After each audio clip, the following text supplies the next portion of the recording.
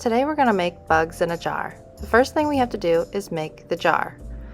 We're going to fold our paper in hot dog style.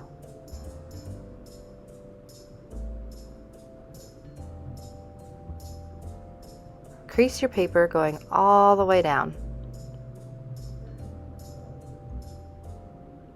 Once you're done creasing your paper, use a pencil to draw half of a jar. We want it to be symmetrical, which means the same on both sides. So in order to make it symmetrical, we're going to draw only half of the jar so that when we cut it up, we'll see the whole jar. The first thing we're going to draw is the opening, which is half of an oval. Not a full oval, but a half. And make sure you're drawing it on the side of the paper that has the crease on it. Make sure it opens towards the crease. We're going to draw the side of the jar. It starts by going straight down, then it kind of comes out a little bit. Then use up your whole paper by making the line of your jar go all the way down to the bottom. Make a gentle curve under and across to finish the bottom of your jar.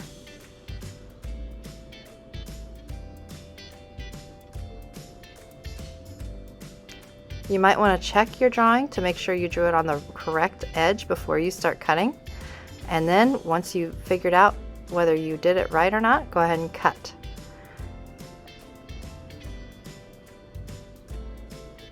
If you end up with two halves of a jar, then you didn't draw your jar on the right side and you'll have to tape it together. But if you did it on the folded crease side, then you'll end up with a full jar. Just like that.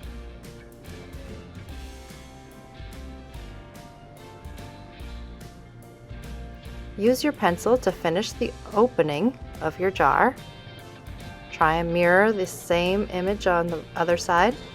And this actually isn't going to be an opening, it's actually going to be the lid of our jar. So draw another line underneath that original oval and then draw some bumps on the edges of your lid. Now it's time to make our bugs living inside of our jars. We need to make an environment for our bugs. First thing we need is some sticks for them to crawl on. Draw parallel lines to draw sticks. You might want to lean them up against the side of your jar, and we're going to make our sticks overlapping. Overlapping means we're going to make one stick look like it's on top of or in front of the other stick.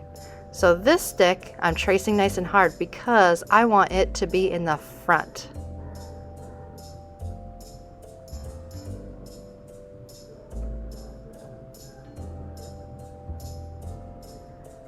The next stick that I do that crosses this one is going to be behind that stick. So I'm going to draw one line and stop when I hit that stick.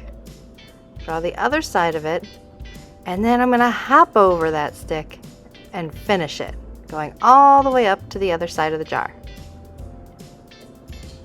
Now it looks like one stick is in front of the other stick. If it doesn't, then you need to do some erasing.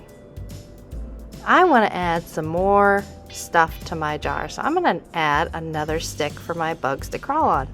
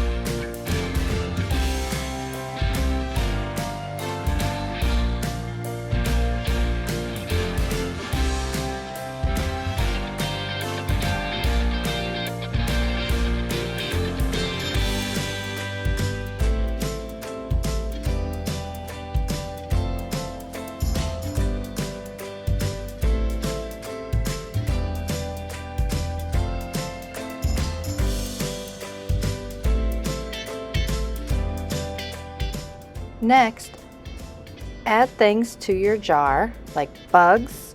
You could use spiders. You can do leaves.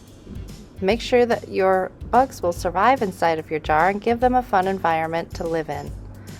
I added some little cotton balls on the bottom of my jar.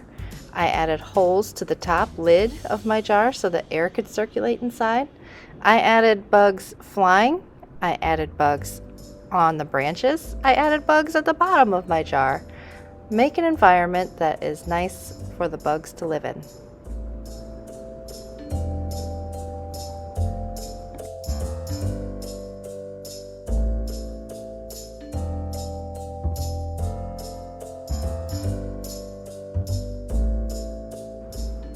You can add whatever kinds of bugs and however many kinds of bugs you want to your picture.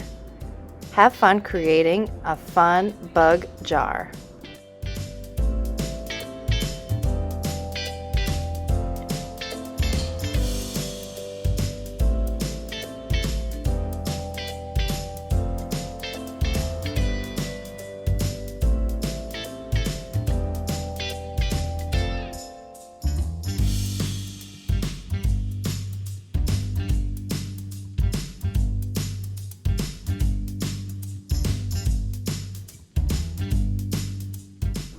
Next, trace everything that you drew in your picture with a Sharpie. When you're done tracing with the Sharpie, we're going to go over it with a big eraser. But make sure you trace everything. If you don't follow your lines exactly, it's okay. We're going to erase the extra lines later. But trace everything that you drew in Sharpie.